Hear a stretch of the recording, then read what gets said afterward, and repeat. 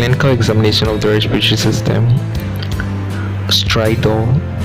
So stridor is a loud, mainly inspiratory noise, usually heard at the mouth, and it is produced by potentially serious situation of the laryngeal, tracheal, or major airway obstruction, and should therefore be recognized.